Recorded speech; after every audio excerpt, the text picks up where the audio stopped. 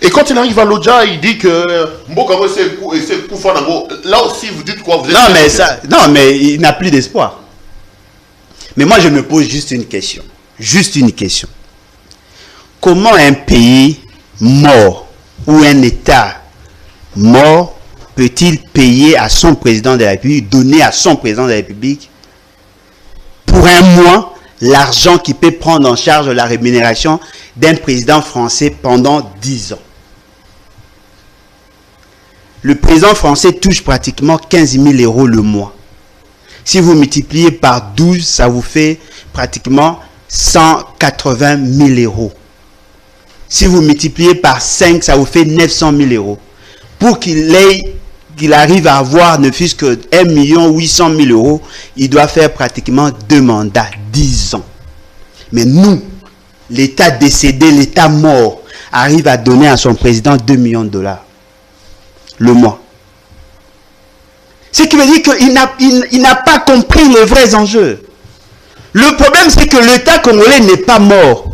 Il est dans un état agonisant. Nous avons besoin que cet état soit réanimé. Et nous faisons appel à un infirmier en formation. C'est ça la réalité. Devant cette évidence, il devait plutôt dire à la population, devant cette réalité, je démissionne. Et il demande encore à cette population de le laisser là encore pendant 5 ans. Il prend 2 ans, plus 5 ans, ça fait 7 ans. Lui qui gère un état cadavre, il veut assez que nous... Non, mais ça c'est quoi? Ça c'est très dangereux.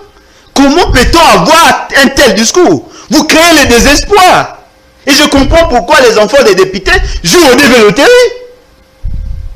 Parce que déjà leur président est défaillant. Il n'a plus d'espoir. Qui a le pouvoir de réanimer et de redonner la vie à un État mort?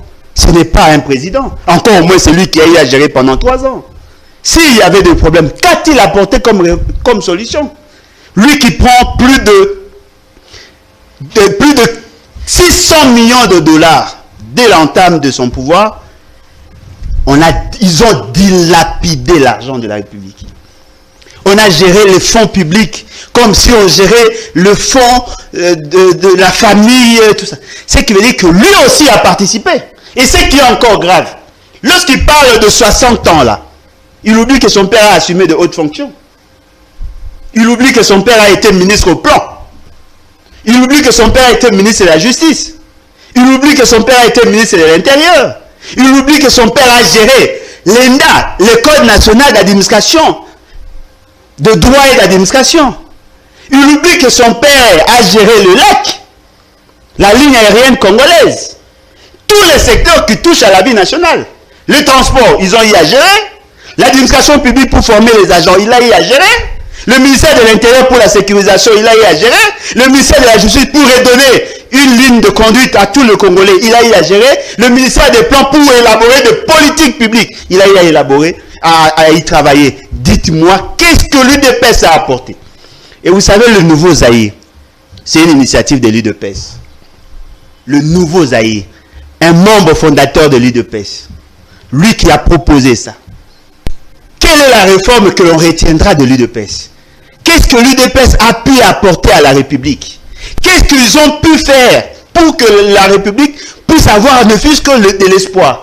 Quand ils fait, ils n'ont rien fait. Mais je peux vous citer la réalisation, comme les bévues. Etienne Tshisekedi était là, lorsqu'on a pris les biens qui appartenaient au privé, pour donner aux amis et connaissances, Etienne Tshisekedi était là. Vous prenez la compagnie LAC. Si la compagnie LAC est en faillite, c'est vers les années où lui, il était gestionnaire.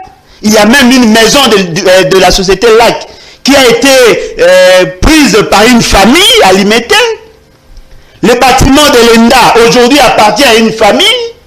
Il y a une société, Maranalai, qui a été créée ici vers les années 80-90, où on a promis à la population de construire des maisons. Les gens ont souscrit, mais on n'a pas construit.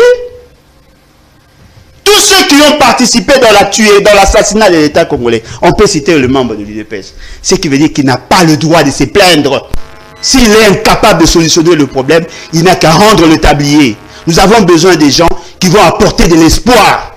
Le peuple congolais a besoin de l'espoir. Nous traversons certes une situation dramatique. C'est